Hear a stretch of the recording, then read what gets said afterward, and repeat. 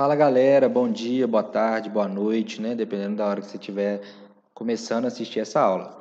Bom, meu nome é Marcos Vinícius e a gente vai trabalhar durante o ano, no cursinho, os assuntos de atualidades, né? Atualidades referente ao mundo, referente ao Brasil, mas especialmente, né, nesse período que a gente está gravando essas aulas virtuais, a gente vai conversar um pouquinho sobre geografia e sobre alguns conceitos que são importantes para a gente estudar ao longo do ano, tudo bem? Então vamos lá, hoje a gente vai estudar um pouco sobre os fusos horários e para isso é importante que a gente conheça dois conceitozinhos da cartografia, né, da orientação geográfica, que é a latitude e a longitude. Então olha só, a latitude são linhas imaginárias horizontais ou paralelos, né? Então todas essas linhas horizontais aqui colocadas nesse mapa, e a mais importante delas é a linha do Equador, né? A linha do Equador é a linha que divide a Terra em dois hemisférios, o hemisfério norte, né, e o hemisfério sul. E vai de 0 até 90 graus. 0 até 90 graus norte, 0 até 90 graus sul. Já a longitude são as linhas imaginárias verticais, né, ou os meridianos também chamados, que vão de 0 até 190 graus leste, de 0 até 180 graus oeste. Então, o mais importante meridiano, o mais importante dessas linhas imaginárias é o meridiano de Greenwich. E vocês vão ver que ele tem tudo a ver com a nossa conversa de hoje, que é os fusos horários, né? Aqui só para a gente entender a ilustração tridimensional, né?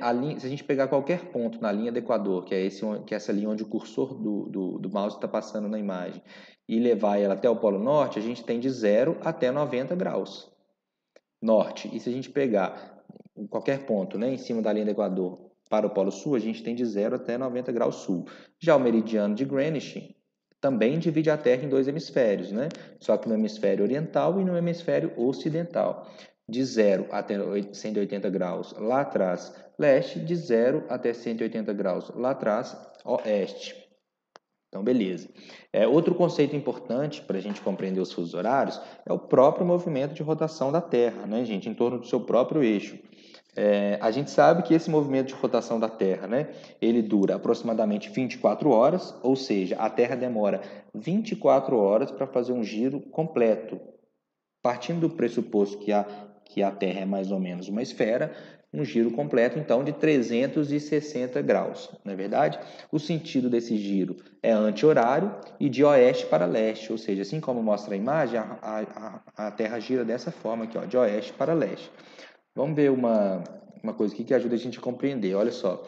Vamos pensar que a sua cabeça é o Sol, né? E está iluminando o Brasil, está iluminando a América do Sul, olhando para ser de frente para o computador ou de frente para o celular, né? Vamos simular o movimento de rotação da Terra. Olha só, a Terra gira de oeste para leste, então a Terra gira nesse sentido aqui, ó. E sua cabeça é o Sol e está iluminando esses lugares onde a Terra está girando. Percebe que é o movimento de rotação da Terra que determina os dias e as noites, né? Tem locais, enquanto a Terra está girando, que não é iluminado pelo Sol e por isso é noite, e tem locais que é iluminado, por isso é dia. E para isso que existem os fusos horários também, né? Para a gente determinar os dias e as noites. Então, olha só, vamos voltar aqui e dando sequência, a Terra demora 24 horas, né, para dar um giro de 360 graus em torno do seu próprio eixo. Então, fazendo uma regra de 3 simples, a gente percebe que a Terra demora cerca de 1 hora para dar um giro de 15 graus.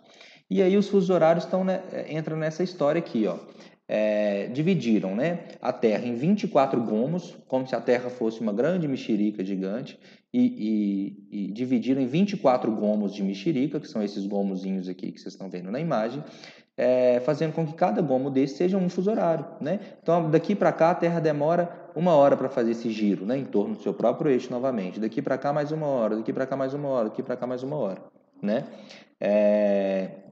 E aí, gente, a linha imaginária considerada o marco zero é o meridiano de Greenwich, por isso que essa linha é muito importante. E essa linha ela é chamada de meridiano de Greenwich, ela foi traçada ali numa época em que a Inglaterra, né, porque Greenwich é um bairro da Inglaterra, numa época a Inglaterra era a maior potência econômica, política do século XIX, e foi determinado ali que o meridiano de Greenwich ia passar, em cima do Reino Unido. Então, olha só um exemplozinho para a gente ver como é que está isso nos vestibulares, nas provas, né? Aqui a gente tem a orientação geográfica dessas 3 cidades, cidades A, B e C. Cidade A, né, no hemisfério norte, a 20 graus. Cidade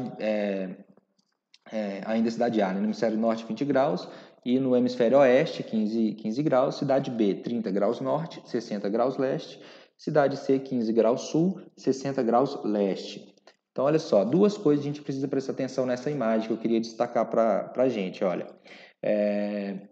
A cidade B, em um determinado momento, é 9 horas da manhã. Nesse mesmo momento, na cidade A, é 4 horas da manhã. Por que a gente tem essa diferença, né? Isso se dá justamente pelo movimento de rotação da Terra. Na cidade B, o Sol aparece primeiro, já que a Terra gira de oeste para leste, né?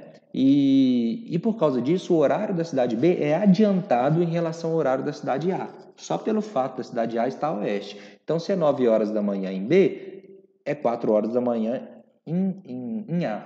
E como que a gente sabe o quanto é adiantado ou não? Aí a gente tem que contar os fusos horários. Olha só, de B para A nós temos 1, 2, 3, 4, 5 fusos horários. Quer dizer que 5 fusos horários, a cidade A é 5 horas atrasada em relação à hora de B. Então, se B é 9 horas, A é 4 horas, né? No mesmo dado momento.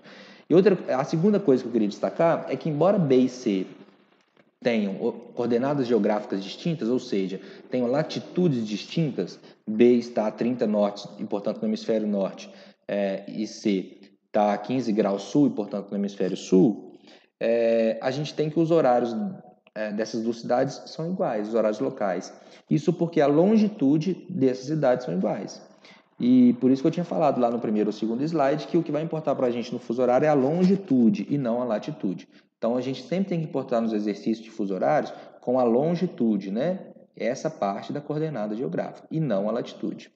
Vamos lá. Outro exemplo para a gente perceber, somados os pontos D e E, olha só, a cidade D está a 35 graus norte, 75 graus leste, 15 graus sul e 45 graus oeste. Só fazer um parênteses aqui, gente, só para a gente lembrar, 0 graus linha vertical é o meridiano de Greenwich, né? E 0 graus linha horizontal é a linha do Equador.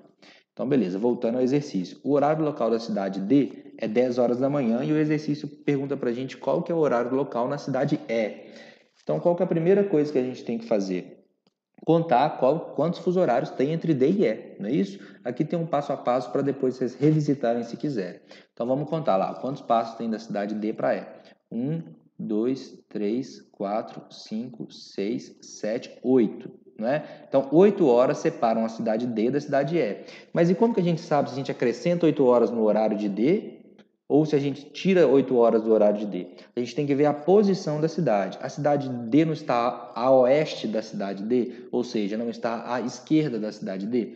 Se está à esquerda, a gente vai subtrair, porque o horário de E tem que estar atrasado em relação ao de D, porque em D o Sol aparece primeiro e a todas as horas a leste, ou seja, à direita, estão adiantadas. Né?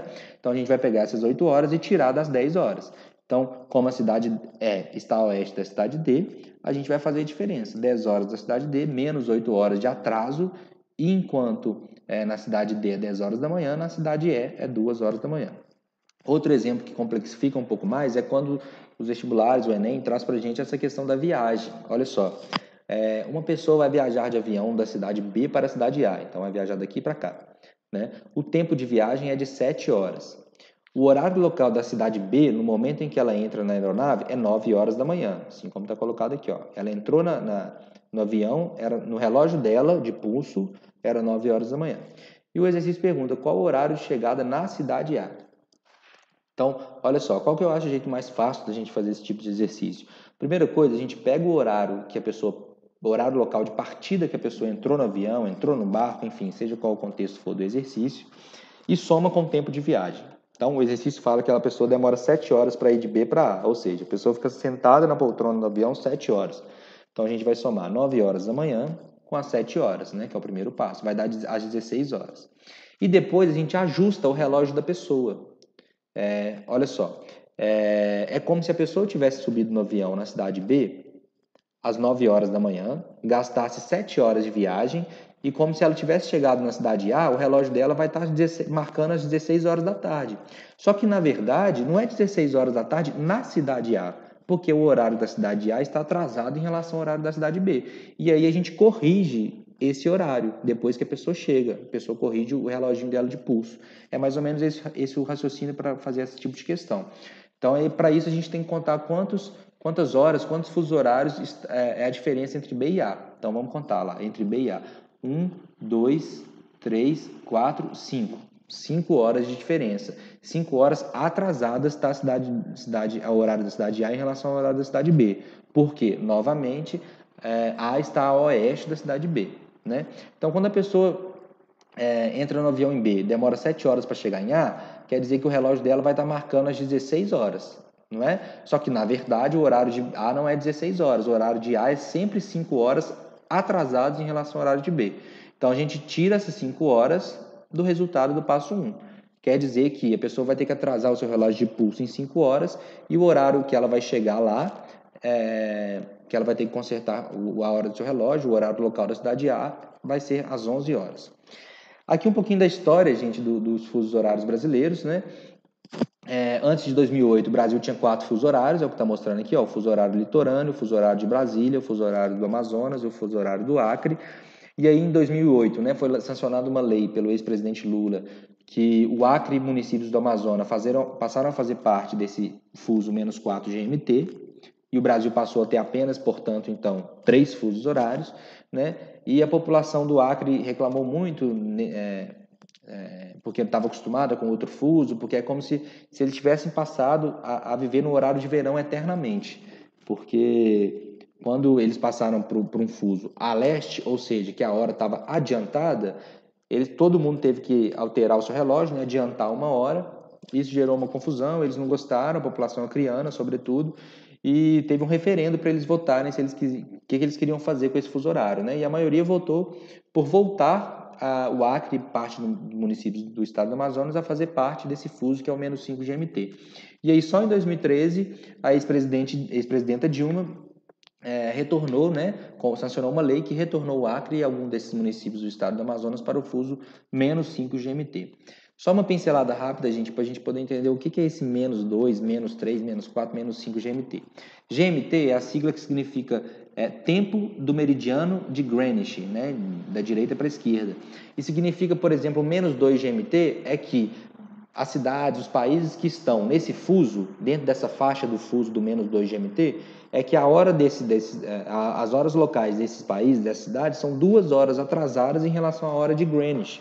Então, por exemplo, a hora oficial de Brasília é 3 horas atrasada em relação à hora oficial de Greenwich. Então, se no Brasil, por exemplo, é 3 horas da manhã, na Inglaterra, em Greenwich, é 6 horas da manhã. 3 horas adiantadas, né? A gente é 3 horas atrasadas. Então, outra coisa para a gente perceber é o estado do Pará, olha só, nessa alteração. Antes de 2008, o estado do Pará era dividido no meio por 2 fusos. E aí, a partir de 2008, essa incoerência, né, foi solucionada e o estado do Pará todo, que é esse estado aqui onde está passando o cursor do mouse, foi abrangido pelo fuso oficial de Brasília, né, o menos 3 GMT. Aqui só para ampliar um pouquinho para a gente ver, né, o Brasil tem 4 fusos, a gente não pode esquecer disso. O primeiro fuso brasileiro é o fuso que está 2 horas atrasadas em relação ao horário de Greenwich, ou seja, menos 2 GMT, e é o primeiro fuso brasileiro, né, que compreende as ilhas brasileiras, aqui ó, Fernando de Noronha e demais arquipélagos e ilhas. O fuso principal brasileiro, né, que é o fuso do horário oficial de Brasília, que está 3 horas atrasado em relação à hora de Greenwich, que é o menos 3 GMT. O terceiro fuso brasileiro, né, é o fuso que está 4 horas atrasadas em relação à hora de Greenwich, que é o fuso do Amazonas, que é esse aqui desses estados de laranja. E o quarto fuso brasileiro é aquele fuso que voltou em 2013, como eu mostrei para vocês, e que está 5 horas atrasado em relação à hora de Greenwich, né, que é o fuso do Acre de 13 municípios do Amazonas. Aqui só para a gente reforçar mais um pouquinho, tá vendo? Aqui tem as horas, 2 horas atrasadas de MT, que é o fuso litorâneo, 3 horas atrasadas de MT, que é o de Brasília, 4 horas atrasadas ao GMT, né, ao horário de Greenwich, que é o do Amazonas, e aqui o do Acre, né? Aqui só para a gente ver a relação entre os fusos brasileiros. Olha só, o fuso litorâneo é 1 hora adiantado em relação ao de Brasília, aqui a hora de Brasília, o fuso do Amazonas 1 hora atrasada em relação ao de Brasília, aqui 2 horas atrasado do Acre, né? Lembre-se que essa imagem aqui, a gente sabe que ela é de antes de 2008, né? Porque o Pará aqui está dividido, tá vendo? Pela parte oriental do Pará pelo fuso menos 3 GMT e aqui pelo menos 4. Então, essa imagem é antiga. Então é isso, gente. Qualquer dúvida, vocês podem entrar em contato, né? Lembrando para todo mundo ficar em casa. E é isso. Até semana que vem. Tchau, tchau.